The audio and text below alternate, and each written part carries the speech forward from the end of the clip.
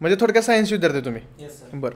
मग हे स्पर्धा परीक्षांकडे वळावं हे कधी तयार झालं? म्हणजे सायन्स विद्यार्थी म्हटलं की नॉर्मली काय एक इंजिनिअरिंग करायचं किंवा मेडिकल फील्डमध्ये जायचं आणि जॉब करायचा, पैसे कमवायचे, हेच टार्गेट असतं बऱ्यापैकी सगळ्यांचं.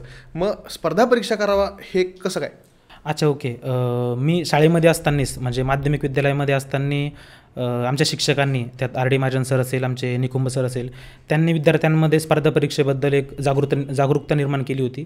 तेव्हा एक डोक्यामध्ये होतं की चला मला स्पर्धा परीक्षा करायची आणि गव्हर्नमेंट जॉबसाठी मी प्रिपेअर करणार आहे. बट हे फिक्स नव्हतं की UPSC करणार की MPSC करणार. मग ते कधी ठरवलं UPSC की MPSC? त्यानंतर मी ग्रॅज्युएशन माझं सरस्वती भवन कॉलेजमध्ये जसं मी सांगितलं, तिथे असताना कुठेतरी डोक्यात आलं आणि महत्त्वाचं म्हणजे बी फ्रँक की आपण इथे यूट्यूबचे व्हिडिओ वगैरे बघूनच आम्ही स्पर्धा परीक्षेकडे वळालेलो मुलं आहे आणि भरपूर मुलांचं आज ते होतं, त्याबद्दल आपण बोलूच की ती आपण चुकी करतो.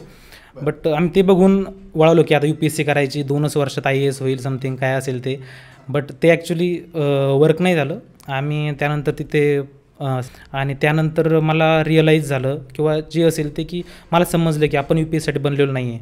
किंवा ते असतं ना एक स्टेज असते, तुम्ही निर्णय घ्यायला पाहिजे आता की आपल्याला क्विट करायचं आहे, आपल्याकडून होतंही नाही होतं आहे, कुणीतरी नाही सांगू शकत आपल्याला. तुम्हाला स्वतःच समजतं की मी ह्या एक्झामसाठी लायबल आहे की नाही आहे. सो मला समजलं की UPSC माझ्याकडून नाही पॉसिबल होणार. कारण मला जर समजतं की UPSC पूर्णतः इंग्लिशमधून तुम्हाला क्वेश्चन असणार आहे, तुम्हाला जे रेफरन्स बुक यूज करायचे ते पूर्ण इंग्लिशमधूनच असणार आहे आणि आपण ग्रामीण भागातून आलेले मुलं 10वीचा इंग्लिशचा पेपर आपण पॅसेजमध्ये सारखे शब्द बघून पास झालेलो मुलं असतो, बी फ्रँक. आणि त्यामुळं मला काही दिवसातच समजलं की UPSC आपल्याकडून नाही रिकवर होणार आहे किंवा नाही पॉसिबल होणार आहे. तर मी शिफ्ट झालो आणि त्यानंतर मी लॉकडाऊनच्याच काही दिवस अगोदर किंवा आपण लॉकडाऊन नंतर म्हणता येईल, मी MPSC करण्याचा निर्णय घेतला.